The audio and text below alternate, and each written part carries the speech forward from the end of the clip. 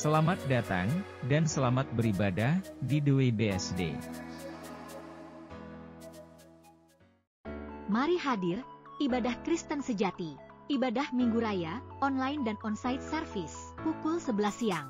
Ibadah Tengah Minggu, Sabat Shalom, setiap hari Jumat, online service, pukul 9 malam. Mari beribadah bersama kami, baik secara onsite ataupun online. The Way mempunyai visi, menjadi gereja yang visioner dan alkitabiah. Misi The Way, mengajar jemaat agar memahami, mengimani, dan mengenal Yahweh sebagai Bapa, Allah yang Esa, Yesus Kristus sebagai anak Allah yang menebus dosa manusia dan Roh Kudus adalah penolong dari Allah yang akan menyertai sampai akhir zaman. Mengembangkan pelayanan digital, sebagai sarana utama gereja yang kontekstual, dalam mengemban amanat agung Yesus Kristus. Menginspirasi jemaat, agar ikut ambil bagian dalam pekabaran Injil, dengan penekanan pada apa yang Yesus ajarkan, dan yang sesuai dengan panggilannya masing-masing. Mewujudkan jemaat yang memiliki iman yang kuat, dan mampu berapologet untuk membela imannya. Membangun jemaat yang punya perspektif hidup yang benar, seperti yang Alkitab ajarkan, sehingga akhirnya mampu mempersiapkan dirinya, untuk menghadapi kematian yang Tuhan tentukan nanti. Untuk persembahan dan perpuluhan, dapat disalurkan via barcode QRIS, atau transfer rekening terlampir. Jangan lupa untuk subscribe dan follow sosial media kami. Mari siapkan hati dan pikiran kita, selamat beribadah. Shalom semuanya, selamat malam. Kita bersama lagi dalam ibadah tengah minggu The Way, Sabat Shalom. Dan kita sedang belajar mendalami setiap perkataan dan pengajaran Yesus. Dan malam hari ini adalah episode atau seri ke-51. Semoga dengan kita belajar setiap perkataan dan pengajaran Yesus, kita semakin bisa menjadi seperti Kristus. Sebelum kita mulai, kita tundukkan kepala, kita berdoa. Bapa yang baik, terima kasih buat malam hari ini. Semua kami bisa mengikuti program ini karena anugerah-Mu. Maka kami mau belajar sungguh kebenaran-Mu, singkapkan yang masih tersembunyi, buat kami mengerti dengan jelas. Roh Kudus tolong kami, berikan kami hikmat rema-Mu, sehingga renungan kami malam hari ini tidak lewat begitu saja. Kami paham kebenaran yang sejati, bisa hidup sebagai seorang Kristen pengikut Yesus yang bisa menyenangkan hati Bapa, nantinya bisa tinggal dalam Bapa, manunggaling Kaulo Gusti, dan tentunya setelah kami sampai di sana, kami bisa jadi berkat bagi banyak orang, sehingga nama Yesus dimuliakan, dan kami bisa menjadi surat Kristus yang terbuka. Dan program ini kami mau mulai dengan nama di atas segala nama. Kami mau alaskannya hanya dalam nama Yesus Kristus yang sudah mengajar kami berdoa. Bapa kami yang di surga, dikuduskanlah nama-Mu, datanglah kerajaan-Mu, jadilah kehendak-Mu di bumi seperti di surga. Berikanlah kepada kami pada hari ini makanan kami yang secukupnya, dan ampunilah akan kesalahan kami, seperti kami juga mengampuni orang yang bersalah kepada kami. Dan janganlah membawa kami ke dalam pencobaan, tapi lepaskanlah kami daripada yang jahat, karena Kaulah yang punya kerajaan, dan kuasa, dan kemuliaan, sampai selama-lamanya. Haleluya. Amin. Bapak Ibu biji mata Tuhan, siapkan hati kita ya. Siapkan kantong anggur yang baru, karena hari ini Kau akan terima anggur yang baru. Semoga dengan terima anggur yang baru dari Bapa, hidup kita penuh dengan sukacita. Seperti makna anggur di Alkitab itu adalah membuat orang yang mengecapnya memperoleh sukacita dan damai sejahtera. Mari sama-sama siapkan hati kita. Kita sudah sampai di seri ke-51 dari perkataan dan pengajaran Yesus Kristus. Dan hari ini kita masih ambil dari Matius 6 ayat 10, kalimat jadilah kehendak-Mu. Kalimat lengkapnya dalam Matius 6 ayat 10 adalah datanglah kerajaan-Mu, jadilah kehendak-Mu di bumi seperti di surga. Kalimat awal datanglah kerajaan-Mu sudah kita bagikan dalam seri ke-50 minggu lalu. Bapak Ibu ingat ini sudah seri ke-51. Jadi setiap perkataan dan pengajaran Yesus yang saya mulai bagikan sudah nyaris setahun yang lalu dimulai. Karena program ini kan seminggu sekali. Jadi Bapak Ibu yang mau atau baru join di program ini, baru ketemu saya di seri ke-51 ini, ada 50 seri yang belum kau ikuti berarti. Silakan diikuti dulu, didengarkan dulu, digumuli bersama Roh Kudus, supaya kedepannya setiap perkataan dan pengajaran Yesus yang kita bagikan di minggu depan dan seterusnya, Bapak Ibu sudah memahami secara komprehensif. Karena perkataan dan pengajaran Yesus tidak bisa kita tafsirkan lepas. Gak bisa kita pahami lepas. Itu semua kait-mengkait. Karena setiap perkataan dan pengajaran Yesus itu muncul dan keluar dari pemikiran yang sama, muncul dan keluar dari mulut yang sama, yakni pemikiran dan mulut Yesus Kristus. Meskipun terdapat di beberapa tempat, dalam konteks yang berbeda, tapi itu keluar dari pemikiran dan mulut Yesus Kristus. Maka semua yang dipikirkan Yesus, yang terekspresi lewat ucapannya, pengajarannya, itu harus kita pahami dengan sungguh. Jadilah kehendakmu di bumi seperti di surga, itu kita dalami pada malam hari ini. Seperti saya sudah sampaikan, ayat ini adalah bagian dari pengajaran Yesus dalam khotbah di bukit yang berfokus pada doa. Doa Bapa kami. Nah, doa Bapa kami ini merupakan pengajaran Yesus yang memberikan pola doa kepada murid-muridnya. Kenapa saya bilang pola doa? Ini bukan doa rapalan. Meskipun tadi di awal ibadah saya berdoa Bapa kami, karena saya ingin mengajak saudara yang tidak atau belum mendalami doa Bapa kami untuk mulai menghafal dan juga mengucapkan doa Bapa kami. Tapi ketika sudah menghafal doa Bapa kami, sudah lancar doa Bapa kami, itu bukan gol akhir. Sebab kalau kita lihat pengajaran Yesus, doa Bapa kami itu bukan harus dihafalkan, tapi itu merupakan sebuah pola. Dalam doa Bapa kami itu saya selalu berkata ada mutiara-mutiara yang terpendam. Bahkan pernah dalam suatu khotbah juga, karena doa Bapa kami ini khotbah yang pertama kali sudah saya upload di YouTube. YouTube kami ini seusia gereja kami, The Way BSD. Dan kalau Bapak Ibu melihat YouTube kami, doa Bapa kami itu sudah saya bagikan sekitar 13 tahun yang lalu. Ketika kami pertama kali mulai pelayanan digital dengan mengupload khotbah di YouTube, doa Bapa kami atau seri doa Bapa kami itu adalah seri pertama atau khotbah-khotbah awal. Jadi saya hari ini mereview kembali, mempertajam lagi pemahaman doa Bapa kami yang sudah saya bagikan belasan tahun yang lalu dengan perspektif kekinian. Jadi doa Bapa kami itu isinya mutiara. Bahkan saya berkata dengan mendalami dan memahami doa Bapa kami itu Bapak Ibu akan menemukan inti dari kekristenan. Sebab dalam doa Bapa kami itu Yesus mengajar sebuah pola bagaimana berkata-kata kepada Bapa, bagaimana mengekspresikan iman kepada Bapa. Karena doa adalah percakapan, komunikasi antara kita dengan Bapa. Nah, dengan memahami ini, Bapak Ibu artinya paham inti kekristenan. Kenapa saya bilang pola? Karena dalam Lukas 11 itu yang disampaikan. Pada suatu kali, Yesus berdoa di suatu tempat. Ketika ia selesai berdoa, berkatalah seorang murid kepadanya, seorang dari murid-murid kepadanya, Tuhan, Kurio, ajarlah kami berdoa, sama seperti yang diajarkan Yohanes kepada murid-muridnya. Maka jawab Yesus kepada mereka, apabila kamu berdoa, katakanlah, Bapa, dikuduskanlah namamu, datanglah kerajaanmu, jadilah kehendakmu di bumi seperti di surga, dan seterusnya. Yang nanti setiap kata, kalimatnya kita bahas di episode berikutnya dalam ibadah Sabat Shalom berikutnya. Jadi ini bukan cuma doa rapalan. Jadi kalau Bapak Ibu baru sampai pada menghafal, ini baru langkah pertama. Doa Bapa kami itu bukan doa yang diucapkan untuk mengusir setan. Doa Bapa kami itu bukan doa untuk mendapatkan berkat dari Bapa. Doa Bapa kami itu bukan doa yang dihafal untuk agar kita berhasil, bukan. Doa Bapa kami adalah pola komunikasi, pola percakapan, pola doa yang diajarkan Yesus agar murid-muridnya menangkap itu dan mulai berdoa dengan pola yang sama seperti yang Yesus ajarkan dalam konsep doa Bapa kami. Jadilah kehendakmu di bumi seperti di surga. Kalimat ini dalam Matius 6 ayat 10 itu yang kita mau bahas di seri ke-51 dari seri pengajaran perkataan dan pengajaran Yesus dalam konteks ini adalah doa Bapa kami. Nah, dalam doa Bapa kami, Bapak Ibu, frase jadilah kehendakmu di bumi seperti di surga merupakan bagian dari sebuah permohonan yang menunjukkan sikap ketertundukan kepada Allah. Dalam bahasa Yunaninya, kalimat ini berbunyi, geneteto tu telemaso hos en urano kai epiges. Yang kalau diterjemahkan secara bebas, bukan kalimatnya jadilah kehendakmu di bumi seperti di surga. Tapi kalau diterjemahkan apa adanya, bahasa Yunani langsung kita terjemahkan begitu saja tanpa kita memperhatikan konteks gramatika bahasa Indonesia, maka kalimatnya adalah terjadilah kehendakmu seperti di surga, demikian juga di bumi.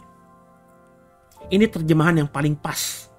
Cuma kan kalau dalam gramatika bahasa Indonesia kurang enak itu di kuping. Makanya LAI menerjemahkannya, jadilah kehendakmu di bumi seperti di surga. Tapi kalau diterjemahkan secara harfiah dari bahasa Yunani ke bahasa Indonesia, maka terjemahannya itu adalah terjadilah kehendakmu seperti di surga, demikian juga di bumi. Jadi kehendak yang di surga itu terjadi juga seperti di bumi ini. Nah, inilah yang diajarkan Yesus. Apa makna dari kalimat ini? Apa makna dari kalimat jadilah kehendakmu di bumi seperti di surga? Pertama kita belajar tentang makna kehendak Allah. Jadilah kehendakmu di bumi seperti di surga. Jadilah kehendakmu seperti di surga, demikian pula di bumi. Terjemahan literal yang pasnya. Kehendak atau telema dalam bahasa Yunani. Nah, kata telema berarti kehendak, maksud atau rencana. Nah, dalam konteks doa Bapa kami ini berarti kehendak, maksud, dan rencana Allah. Nah, dalam Alkitab, kehendak, maksud, atau rencana Allah ini memiliki dua aspek utama. Yang pertama, kehendak Allah yang berdaulat, sovereign will. Ya, ini adalah kehendak Allah yang pasti terjadi dan tidak bisa digagalkan oleh manusia. Allah sudah berkehendak, maka kalau Allah berkehendak itu pasti jadi, nggak bisa digoyahkan oleh apapun juga. Contohnya, ketika Allah berkehendak menciptakan alam semesta, Allah berkehendak memelihara alam semesta. Bapak Ibu bisa baca nanti dalam Mazmur 135 ayat 6. Kehendak Allah tentang ini nggak bisa diubah. Allah sudah berkehendak. Kehendak Allah itu berdaulat penuh. Kemudian juga rencana keselamatan dalam Kristus. Efesus 1 ayat 11. Kehendak Allah ini sudah disiapkan sejak jauh-jauh hari. Bahkan sebelum nabi-nabi menubuatkan tentang datangnya Mesias, Yesus sudah direncanakan Bapa untuk apa? Menyelamatkan manusia. Kemudian juga kehendak Allah yang berdaulat ini tentang kedatangan kembali Yesus dan penggenapan rencana akhir zaman nanti seperti yang terdapat dalam Wahyu 21 ayat 1-5. Allah sudah dalam teks itu ya, tergambar dengan jelas Allah sudah menetapkan bahwa anaknya Yesus akan datang kembali ke dunia. Dan juga akan terjadi penggenapan rencana akhir zaman yang kita bisa baca dalam kitab Wahyu. Tentu membaca kitab Wahyu tergantung posisi teologis Bapak Ibu. Tafsir kita tentang kitab Wahyu tergantung terhadap latar belakang teologi kita masing-masing, kan begitu? Ya. Jadi kita bisa belajar tentang ini. Ya. Kehendak Allah itu aspek utama pertama adalah kehendak Allah itu yang berdaulat, yang tidak bisa diubah lagi. Yang berikutnya kehendak Allah yang moral will, tentang moral. Ini adalah kehendak Allah yang dapat ditaati atau dilawan oleh manusia. Allah punya kehendak tentang moral will. Nah, ini meskipun Allah berkehendak demikian, tapi eksekusinya tergantung manusia. Contohnya, Allah berkehendak tentang kekudusan dan kebenaran. Hidup dalam kekudusan dan kebenaran itu kehendak Allah. Tapi manusia meresponnya gimana tergantung dirinya. 1 Tesalonika 4 ayat 3 itu kan harus direspon. Dan respon manusia bisa berbeda-beda. Bahkan respon kita orang Kristen itu bisa berbeda. Kemudian juga kehendak Allah yang sifatnya moral tuh tentang kita harus mengasihi Allah dan sesama. Matius 22. Ekspresi kita dalam mengasihi Allah setiap kita yang Kristen aja berbeda. Apalagi mengasihi manusia. Ada orang yang cuma sekedar ngasih uang sudah menganggap dirinya mengasihi manusia. Ada orang yang butuh lebih, ngasih perhatian, kasih waktu, dan lain sebagainya. Semua kita bisa merespon dengan beda-beda. Juga dalam konteks penginjilan, menyebarkan Injil ke seluruh dunia itu Matius 28 adalah amanat agung. Wajib, kudu. Tapi faktanya, Bapak Ibu boleh perhatikan, nilai dirimu sendiri. Apakah Bapak Ibu sudah terlibat dalam penginjilan? Apakah Bapak Ibu sudah melihat orang Kristen yang kau kenal semuanya sudah terlibat dalam penginjilan? Faktanya kalau boleh jujur, Saya berani menilai kalau dalam konteks ini, banyak orang Kristen yang belum terlibat dalam penginjilan. Padahal itu kehendak Yesus, kehendak Bapa tentunya. Karena kehendak Yesus itu adalah kehendak Allah. Ya. Kita bisa lihat itu Bapak Ibu. Tapi faktanya nggak semua manusia terlibat dalam penginjilan. Jadi kehendak Allah yang bersifat moral, ya, moral will ini tergantung ekspresi dan tindakan manusianya. Jadi ketika kita berdoa, jadilah kehendak-Mu di bumi seperti di surga, doa ini bukan untuk mengubah kehendak Allah, tapi untuk meminta agar kita selaras dengan kehendak-Nya dan mempercayai bahwa rencananya adalah yang terbaik. Kita nggak bisa mengubah kehendak Allah. Tapi ketika kita berdoa demikian, bukan saja kita meminta agar kita bisa selaras dengan kehendak Allah, tapi juga kita berarti mempercayai bahwa kehendak Allah itu yang terbaik. Maka kalau kita mempercayai kehendak Allah yang terbaik, meski tadi ini adalah kehendak moral will, yang tergantung mau ditaati apa tidak, tapi kalau kita sudah percaya kehendak Allah yang terbaik, maka kita mau nggak mau pasti ambil ini. Karena kita sudah dalam kesadaran bahwa kehendak Allah itu pasti yang terbaik. Ketika kita disuruh menginjil, karena kita percaya kehendak Allah itu yang terbaik, maka mau nggak mau kita nggak beralasan, kita nggak punya argumentasi lain. Ya, kita pasti harus terlibat dalam penginjilan. Meskipun ekspresi kita dalam penginjilan itu bisa berbeda-beda. Ada yang menginjil benar-benar dengan badannya, dengan perkataannya, dengan logikanya, dengan capeknya dia. Ada mungkin yang menginjil dengan mendukung lewat doa, tenaga, macam-macam. Tapi benar-benar terlibat dalam penginjilan. Ya kan Bapak Ibu bisa menilai sendiri. Dirimu sudah terlibat belum dalam konteks penginjilan? Sudah Pak. Saya sudah memberikan persembahan dan persepuluhan ke gereja. Itu bukan dalam konteks penginjilan. Itu memang sebuah kewajiban. Kalau ngomongin agama Kristen, itu harus seperti itu. Agama Kristen dibangun dari agama Yahudi. Agama Yahudi juga mengajarkan begitu. Takkan ku datang dengan tangan yang hampa.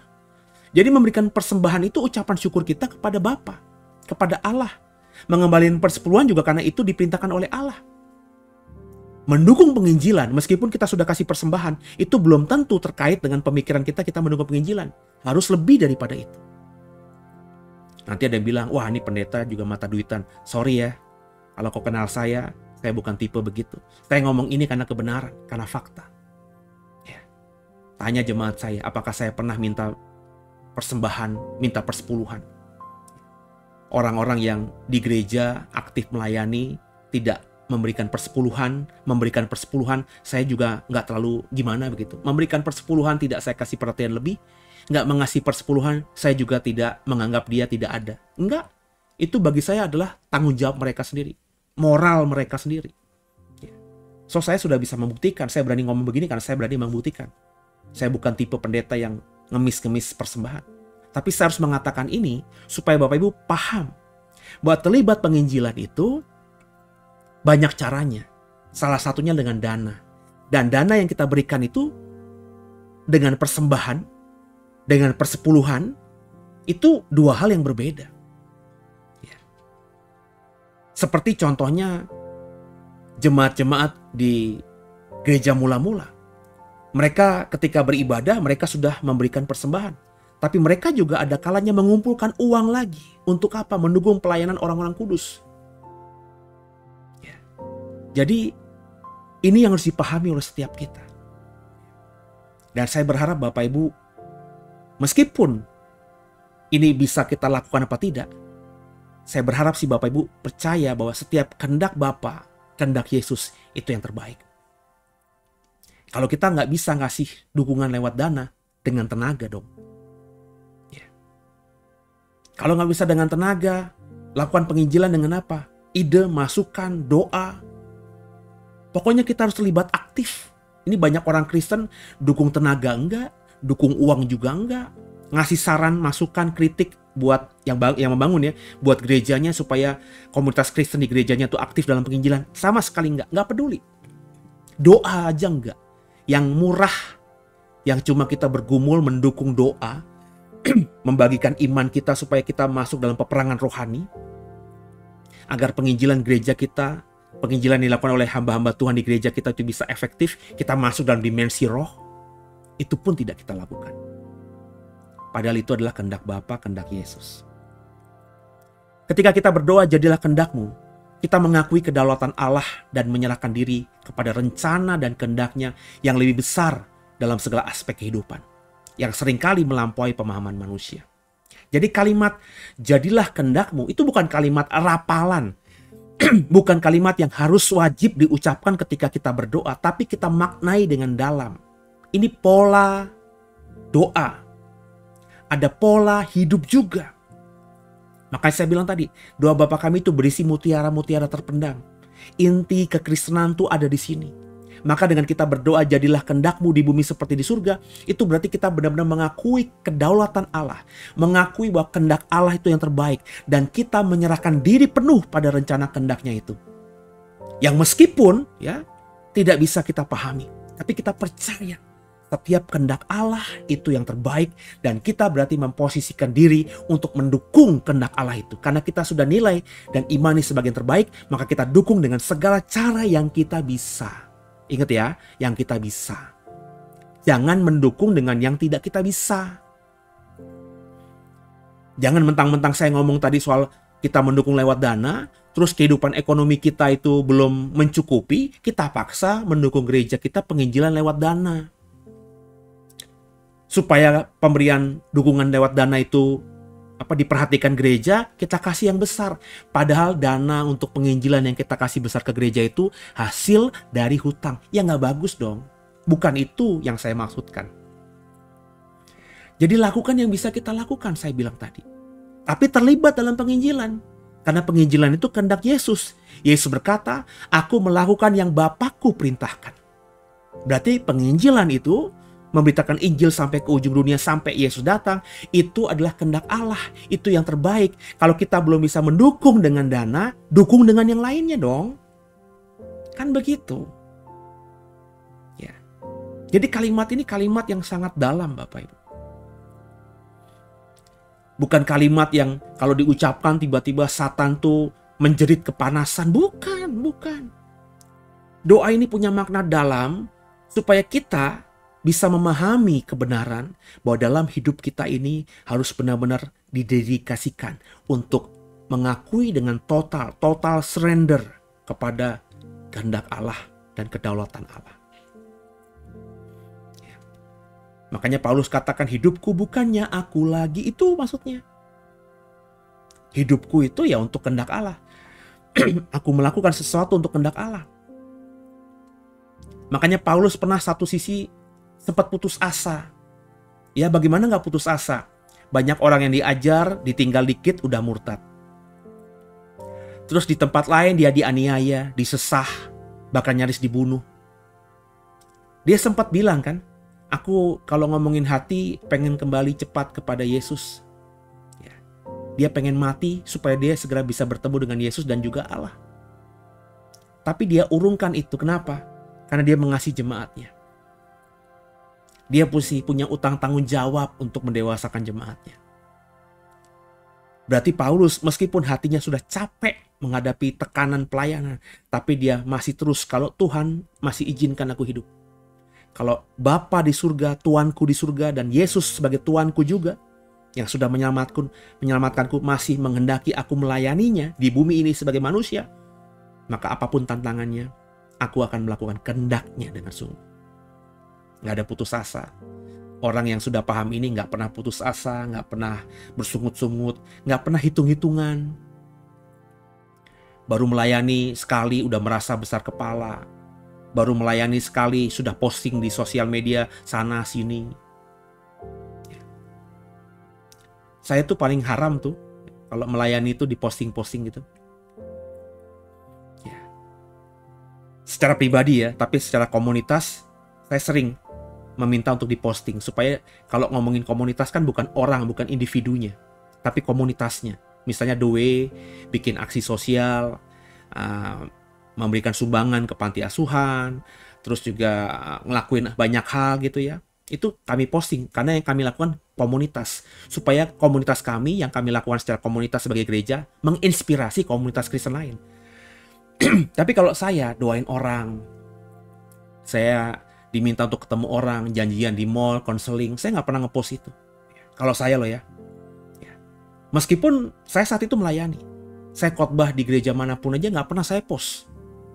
Kalaupun ada yang ngepost, itu karena misalnya persekutuan doa itu atau gereja itu yang ngepost gitu ya.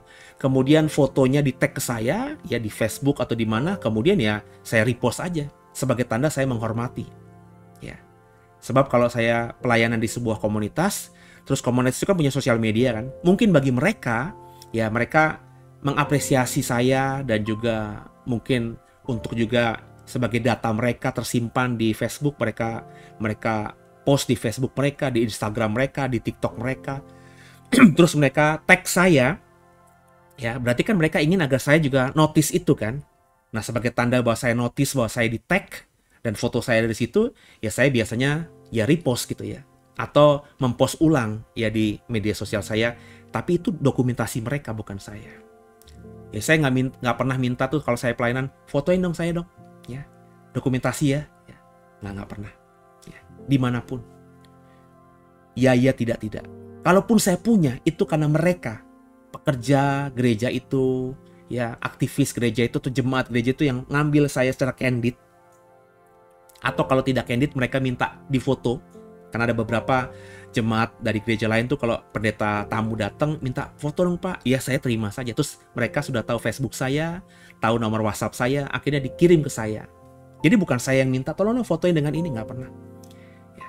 Bahkan saya dengan gembala yang mengundang saya pun saya tidak pernah minta, yuk fotoin saya dong dengan gembala, nggak. Ya.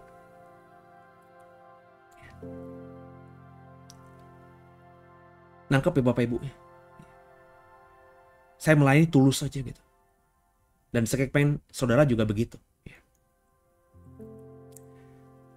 Kalau sekarang ini dalam sosial media, ya, pelayanan misalnya Sahabat Shalom ini di post di dalam sosial media kami. Terus saya juga upload di sosial media saya. Itu sekali lagi juga bukan untuk ngepromoin saya, enggak.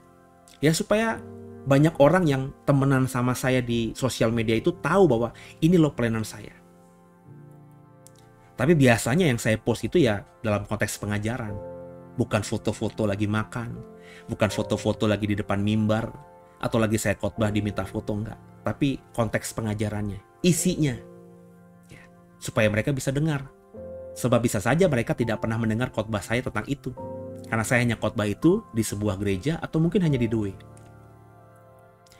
Nah yang berikutnya kalimat kehendak Allah di bumi seperti di surga. Di surga ini kan kehendak Allah dilakukan dengan sempurna, penuh sukacita, tanpa perlawanan.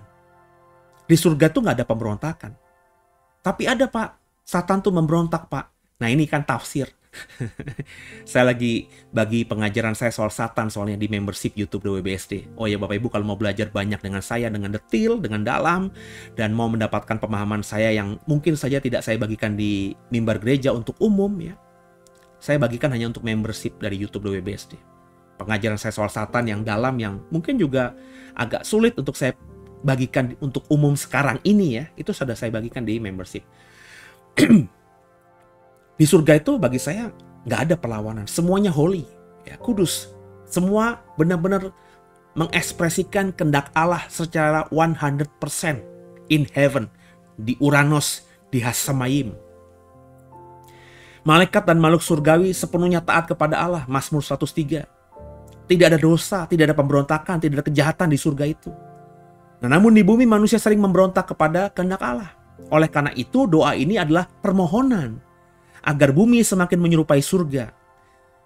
Jadilah kehendakmu seperti di surga, demikian pula di bumi. Itu tafsiran yang literalnya saya bilang tadi. Supaya bumi itu semakin mirip dengan surga. Dalam hal apa? Menjalankan kehendak Allah. Artinya apa? Artinya dengan kita berdoa demikian, kita memohon agar dunia ini semakin dipenuhi oleh kebenaran, kasih, dan keadilan Allah. Lewat apa? Lewat diri kita. Jadi ketika kita memohon, jadilah kehendakmu di bumi seperti di surga, itu sebenarnya kita sedang mengingatkan diri kita sendiri. Tapi banyak orang Kristen yang sudah hafal, doa begini, ya doa begitu saja. Padahal ini doa, saya bilang pola komunikasi kita dengan Allah. Ketika kita berkomunikasi dengan manusia, dengan sesama kita, kan kita bukan cuma ngasih informasi kepada dia, tapi juga ketika kita ngomong, kita juga jadi berkat kan. Kita diingatkan kembali. Seperti saya bilang, kalau saya khotbah, itu saya bukan khotbah bagi Bapak Ibu doang. Saya khotbah bagi saya juga. Saya dengarkan kalimat saya. Ya. Saya bertumbuh juga dengan itu. Jadi ketika saya berdoa, jadilah kehendak-Mu di bumi seperti di surga, saya diingatkan lagi untuk apa? Sen, pase, hiduplah sesuai kehendak Allah di bumi ini. Maka dengan saya berdoa sering seperti ini, maka semakin saya diingatkan untuk terus hidup sesuai kehendak Allah. Maka kalau ada godaan, ada keinginan yang tidak sesuai kehendak Allah, karena saya sering berdoa demikian, sering mengingatkan diri tentang hal ini, saya bisa menolak itu. Karena terus terngiang-ngiang dalam benak saya, jadilah kehendak-Mu di bumi seperti di surga. Dengan berdoa demikian juga kita memohon agar setiap individu, bangsa, hidup sesuai dengan kehendak Allah. Kita juga ingin agar apa yang sudah kita imani dan kita hidupi terinspirasi dan menginspirasi sesama. Akhirnya nanti komunitas yang lebih luas, bangsa, juga melakukan kehendak Allah di bumi ini. Ya. Ini kan kalau ngomongin ekonomi, politik, negeri kita kan lagi gonjang-ganjing nih. Masalah APBN yang dipangkas, sedang ribut ini. Ya, faktanya negeri kita sedang tidak baik-baik saja. Meskipun Pak Prabowo janji IKN akan diselesaikan, tapi faktanya pembangunan IKN itu tidak seperti yang diharapkan oleh rejim sebelumnya. Jokowi kan berharap sejak Agustusan kemarin pemerintah sudah berkantor di IKN. Terus ya udah 2025. Tapi melihat sekarang ini dengan anggaran dipangkas-pangkas semuanya, anggaran untuk IKN juga dipangkas, ya nggak mungkin bisa selesai. Terlebih kemarin Pak Prabowo bilang, saya akan pindah dan berkantor di IKN jika semua infrastruktur dan SDM-nya sudah siap. Artinya nggak seperti Jokowi kemarin. Kalau Jokowi kemarin kan sudah pernah nginep di istana kan, padahal semuanya belum siap. Sampai-sampai dia bilang, ya tidurnya belum nyaman. Kenapa? AC-nya belum jalan. Kalau Prabowo lain, kalau semua sudah ready, maka saya baru berkantor di sana. Nah problemnya, pembangunannya kan tidak semasif. Kenapa? Karena kita sedang kesulitan finansial. Sehingga semuanya dipangkas-pangkas. Kehidupan kita lagi nggak baik-baik saja. Tapi kalau diri kita sudah hidup di bumi ini, melakukan kehendak Allah, semoga ini transfer baik kepada orang sekitar kita. Berdampak baik bagi orang lain. Sehingga semakin banyak orang menginspirasi orang lain, supaya hidup di bumi ini, di bangsa ini, sesuai kehendak Allah. Maka nanti bangsa ini menjadi pulih kembali. Di bumi seperti di surga menunjukkan kerinduan akan keselarasan antara bumi, dunia kita dengan surga. Tempat di mana kehendak Allah dijalankan secara perfect, secara sempurna. Di surga kehendak Allah dijalankan tanpa hambatan, penuh ketaatan dan kemuliaan. Jika kita bisa melihat makhluk rohani yang namanya malaikat-malaikat yang jumlahnya beribu-ribu laksa, jumlah yang tak terhitung. Andai kata kita bisa melihat itu, kehidupan di surga itu begitu taatnya, tidak ada pelanggaran, semuanya tunduk pada kehendak Allah, semua tahu posisinya, semua menghidupi apa yang diperintahkan Allah, tidak berani sama sekali keluar dari jalan yang Allah kehendaki, nggak berani memberontak. Dan surga yang seperti itu yang kita imani. Makanya pemahaman saya soal Satan beda dengan banyak gereja. Ya bagi saya Satan itu bukan memberontak. Apa pemahaman saya soal Satan? Ya Bapak Ibu jadi member dulu, nanti saya jelaskan. Sebab pemahaman saya itu berbeda dengan banyak gereja. Gak mau aja saya umbar gitu, karena apa? Ya takut jadi batu sandungan bagi yang lain yang belum paham. Maka kalau mau belajar bersama saya ya jadi membership. Semuanya pelan-pelan saya bagikan. Ya. Nah doa ini mengungkapkan harapan agar bumi dengan segala ketidaksempurnaannya dapat mencerminkan kesempurnaan surga. Kalimat doa ini juga mengandung pengharapan akan penggenapan akhir zaman. Ketika kehendak Allah yang sempurna ditegakkan di bumi, ini adalah doa untuk pemulihan ciptaan dan penegakan kerajaan Allah yang kekal. Jadi dengan kita berdoa, jadilah kehendak-Mu di bumi seperti di surga. Kan berarti kita yang memahami bahwa di akhir zaman nanti bumi akan dipulihkan, kerajaan Allah akan ditegakkan, itu kita sedang berdoa agar penggenapan akhir zaman itu terjadi. Berarti kita mengimani apa yang dinubuatkan tentang akhir zaman itu. Kita berharap, dan semakin kita berharap, maka kerajaan Allah yang kita idamkan itu segera terrealisasi. Dengan berkata, jadilah kehendak-Mu di bumi seperti di surga, kita berdoa agar dunia ini dipulihkan. Yerusalem baru kita bisa nikmati. Implikasi bagi orang percaya ketika kita berdoa, jadilah kehendak-Mu di bumi seperti di surga, kita menyerahkan diri pada kedaulatan Allah. Seperti Yesus berdoa di Getsemani, jadilah kehendak-Mu di bumi. Jadilah kehendak-Mu bukan kehendakku. Lukas 22 ayat 42. Kita diajar untuk mempercayai rencana Allah meskipun sulit. Belajar dari Yesus di Getsemani itu. Yang kedua, dengan kita berdoa jadilah kehendak-Mu di bumi seperti di surga, kita hidup dalam ketaatan kepada Allah. Kita dipanggil untuk hidup menurut kehendak-Nya dalam segala aspek kehidupan. Dalam pekerjaan kita harus hidup sesuai kehendak Allah, dalam hubungan relasi dengan siapapun, dalam pelayanan, dalam keputusan hidup sehari-hari meskipun kecil, semuanya harus berdasarkan kehendak Allah. Makanya penting kita merenungkan firman Allah. Penting kita membaca Alkitab. Sebab bagaimana mungkin tahu kehendak Allah kalau membaca Alkitab nggak pernah? Bagaimana bisa merenungkan firman Allah kalau membaca Alkitab juga nggak pernah? Bagaimana tahu kehendak Allah kalau merenungkan firman aja nggak pernah? Ini kan efek domino. Mulai dari membaca firman, jadi merenungkan firman, dan akhirnya hidup menghidupi kehendak Allah. Yang ketiga, dengan kita berdoa jadilah kehendak-Mu di bumi seperti di surga, kita berpartisipasi dalam mewujudkan kehendak Allah. Doa ini bukan hanya permohonan pasif, tapi juga panggilan untuk bertindak sesuai dengan kehendak Allah. Kita ini dipanggil untuk apa? Menyebarkan Injil agar lebih banyak orang mengenal Yesus Kristus. Kita dipanggil untuk melawan ketidakadilan dan kejahatan di dunia. Jadi kalau ada ketidakadilan, kita jangan diam aja. Makanya banyak orang protes sama saya, ini pendeta kok ngomongin politik, pendeta kok ngomongin kehidupan sehari-hari. Di sosial media saya, terutama pribadi ya, di Facebook, kan saya sering mengkritik apapun juga. Apa yang mengganjal hati saya, dan saya sudah baca faktanya benar, saya pasti komen. Saya pasti upload status itu. Banyak orang awalnya bilang, Pak, komen aja tentang firman Allah, nggak usah ngomongin politik. Hey, ya, saya diajar oleh Allah lewat firman-Nya untuk melawan ketidakadilan. Melawan ketidakadilan tuh bukan untuk berperang, berdemo semata-mata gitu. Paling tidak kalau saya lihat ada ketidakadilan terjadi yang dilakukan oleh entah pemerintah, entah orang yang berkuasa kah, ya harus bersuara. Sehingga paling tidak orang-orang yang mendengar kita, orang-orang yang mengikuti pandangan kita, tahu posisi kita seperti apa. Kan akan membuat mereka tercerahkan juga. Soal kemarin ada laut yang dipagarin, disertifikasi, kan saya bawel itu di sosial media.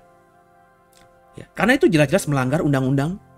Undang-undang itu tidak bisa membuat laut disertifikasi, tapi faktanya ada. Berarti pemerintahan yang mengizinkan itu pemerintahan yang korup. Ya, makanya saya bilang diusut. Itu nggak mungkin gubernur nggak tahu. Kalau terjadi di Kerawang, gubernur Jawa Barat pasti tahu. Kalau terjadi di Jakarta, gubernur Jakarta pasti tahu. Kalau terjadi di Banten, gubernur Banten pasti tahu. Badan-badan pertanahan pasti tahu, yang mengeluarkan sertifikat kan dia. Apakah tidak mungkin ada menteri, ada presiden yang tahu? Sangat mungkin kalau diusut. Nah, saya ngomong itu. Menyuarakan ketidakadilan yang ada. Rakyat biasa yang oleh undang-undang harus dijaga, dilindungi, nggak dikasih tanah, nggak dikasih rumah. Sedangkan orang yang punya kekuasaan, orang yang punya uang, bisa beli laut. Bayangin aja. Kan nggak adil. Masa sebagai pendeta saya diam? Ya. Kemudian juga kita dipanggil untuk menjadi teladan dalam kasih dan kebenaran. Ya, saya praktekkan itu. Berusaha menjaga kesucian rumah tangga, kesetiaan, menunjukkan kasih, hidup dalam kebenaran, ya, tidak. Jadi doa ini bukan hanya tentang masa depan, tapi juga tentang kehidupan kita saat ini. Jadilah kehendak-Mu di bumi seperti di surga itu bukan cuma mimpi nanti, tapi juga realistis. Karena kita harus menghidupinya, menjalaninya dalam kehidupan kita sekarang ini. Kehidupan kita saat ini. Seringkali orang Kristen tuh kalau beriman tuh imannya iman ilusi gitu. Nanti saya beriman surga. Surganya kapan? Nanti. Seolah-olah kita hidup di bumi itu gak bisa merasakan surga. Kita pasti bertemu Bapa, bertemu dengan Yesus kapan? Nanti. Seolah-olah hidup kita sekarang ini kita tidak bisa merasakan Bapa dan merasakan Yesus dalam hidup kita. Ini kan konyol. Ya. Hidup kita sekarang. Maka maknailah imanmu sekarang ini. Ekspresikan imanmu sekarang ini. Kalau nantinya kita bisa masuk ke surga, kalau nantinya kita bisa benar-benar bertemu dengan Bapa dan Yesus, itu bagi saya bonus. Tapi yang saya usahakan sekarang ini. Saya sudah 50 tahun bulan Mei nanti. Sisa hidup saya tinggal 20-30 tahun kalau saya diberikan umur seperti Mazmur Musa 70-80 tahun. Ya. Apakah benar saya bisa selama sisa hidup saya ini benar-benar merasakan surga di bumi ini? Saya yang harus berusaha.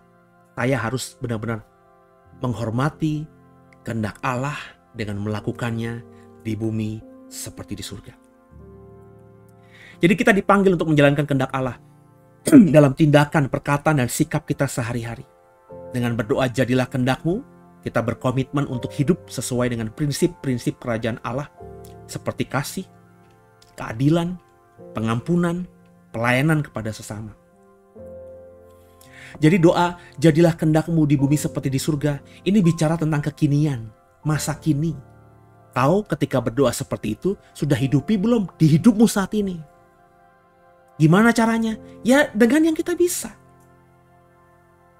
Kalau kita tahu kehendak Allah, saya bilang tadi, salah satu kehendak Allah lewat Yesus adalah menginjili, memberikan kabar baik kepada banyak orang. Ya bersaksilah kepada banyak orang. Ya hiduplah seperti surat Kristus yang terbuka. Supaya orang, paling tidak orang yang terdekat kita, melihat kita, juga bisa melihat Kristus yang kita imani. Melihat Bapa yang kita hormati. Kan begitu. Tapi banyak orang Kristen perkataannya kasar, sia-sia, kebun binatang. Banyak orang Kristen itu tidak setia dengan pasangan nikahnya. Ya, punya simpenan perempuan di mana-mana. Cara ngomongnya aja udah cabul. Bagaimana? Namanya Yohanes, namanya Paulus kayak saya. Tapi kalau ngomong sama teman-teman di kantor ngomongnya cabul. Menjurus-jurus gitu. Mengarah-ngarah gitu.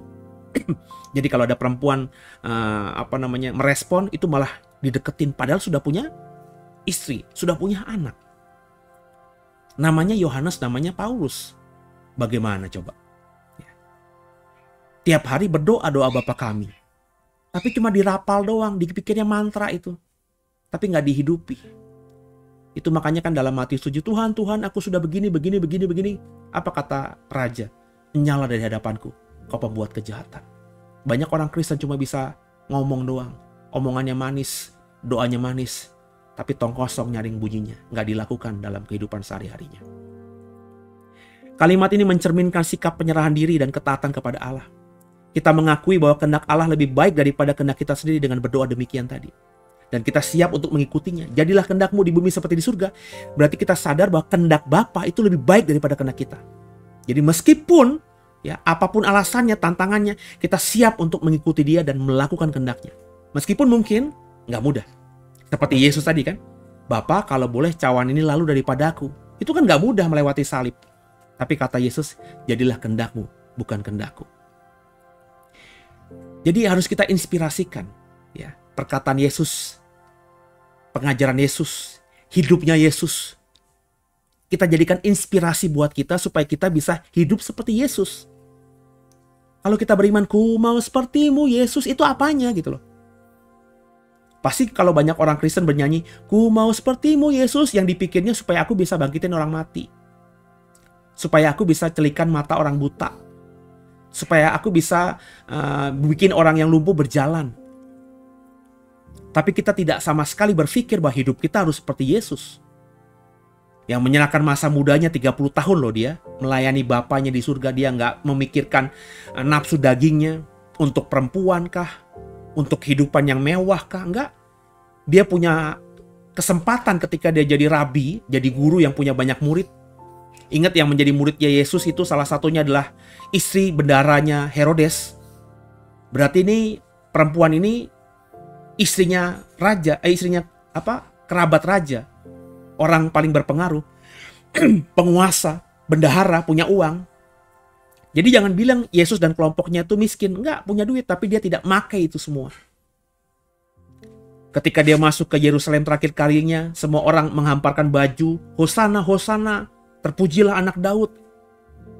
Kan Yesus mau diarahkan untuk menjadi Mesaya. Proklaim, ayo ikut aku, kita merdeka dari Romawi. Orang banyak maunya begitu. Makanya Yudas semangat sekali, Yudas Iskariot. Tapi ketika di malam hari, kerajaanku bukan di bumi ini. Wah, Yudas lemes deh. Akhirnya daripada gue rugi, orang Farisi, orang Saduki, imam-imam mau bunuh Yesus, aku jual aja deh. Yesus kalau mau, dia memakai kekuatannya itu untuk kepentingan dia sendiri. Bisa, kalau dia mau jadi raja bisa. Kemungkinan pemberontakannya bisa menang lawan Romawi, bisa. Kalau semua orang Yahudi benar-benar berperang di belakang dia, ya, bisa. Tapi tidak gunakan itu. Kenapa? Bukan kehendak Bapa.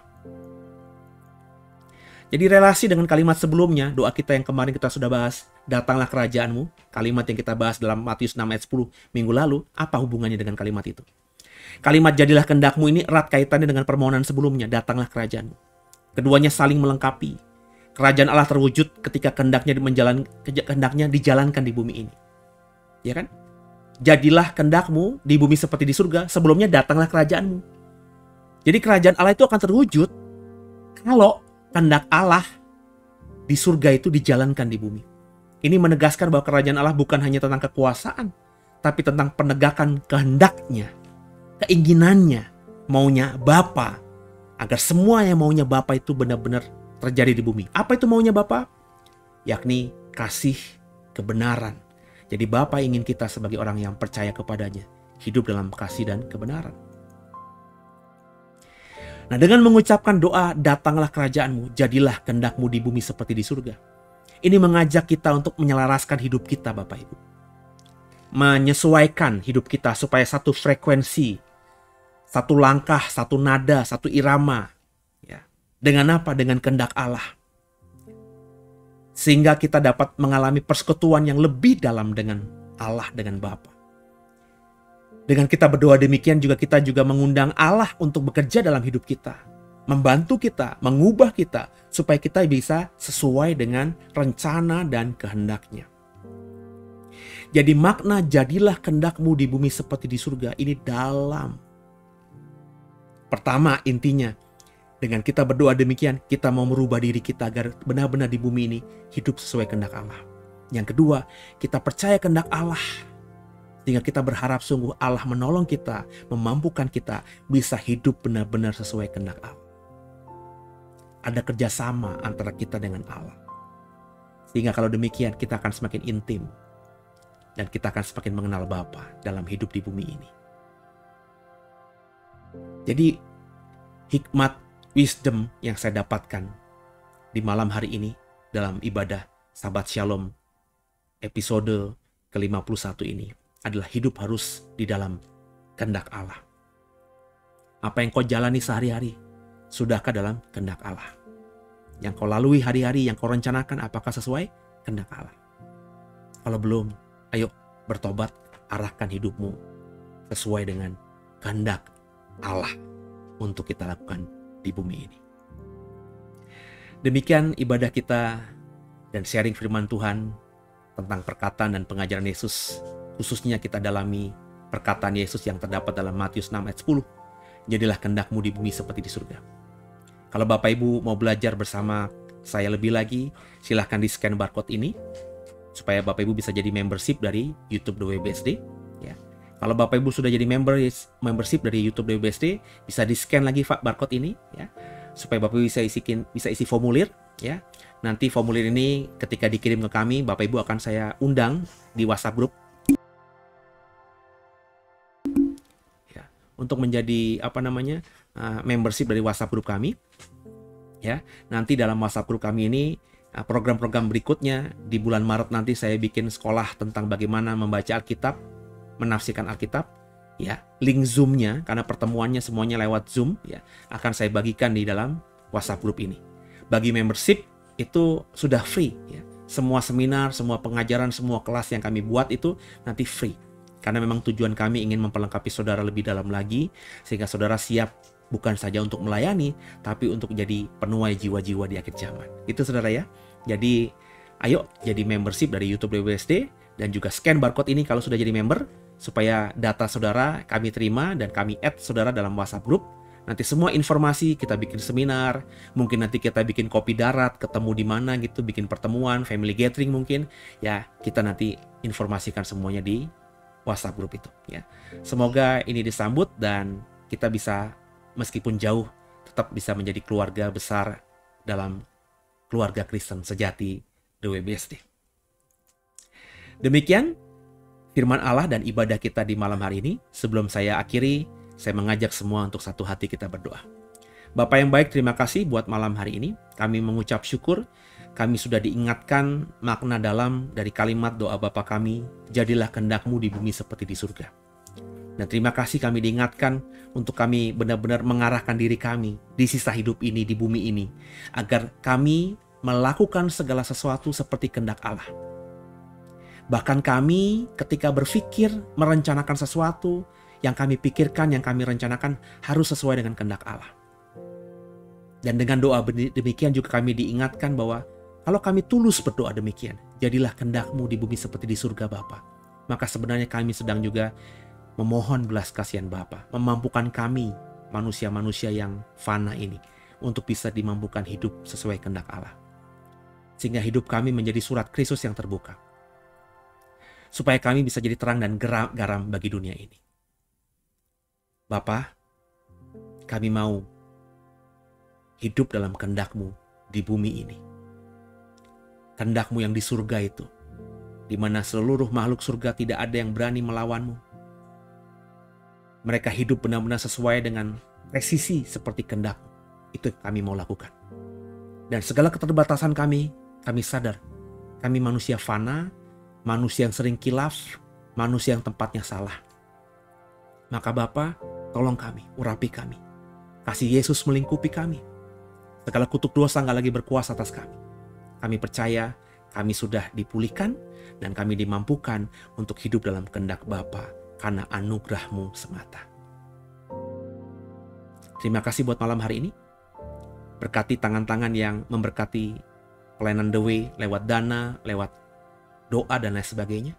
Apa yang mereka tabur itu yang mereka tuai. Dan sebentar kami mau istirahat malam. Doa kami, tidur kami diberkati semuanya. Kami mimpi indah dan besok boleh bangun pagi.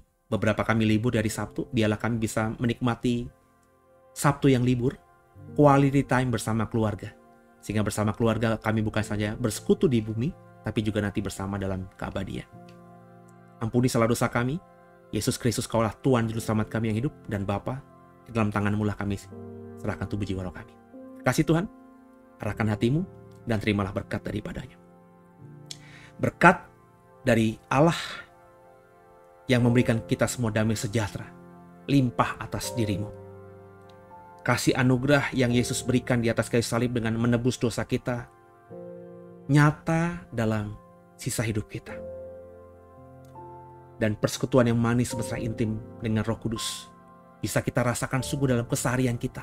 Sampai nanti Maranatha, ketika kita dijemput di awan-awan kemuliaan, menyongsong Yesus di angkasa, dan dibawanya kita masuk ke Yerusalem baru, ke langit baru, bumi baru, tempat kita nanti bersama dengan Bapa dalam keabadian.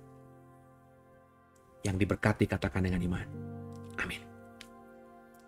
Kasih Tuhan, biji mata Tuhan, demikian firman Allah yang saya bagikan dalam ibadah tengah minggu pelayanan digital kami, Sahabat Shalom.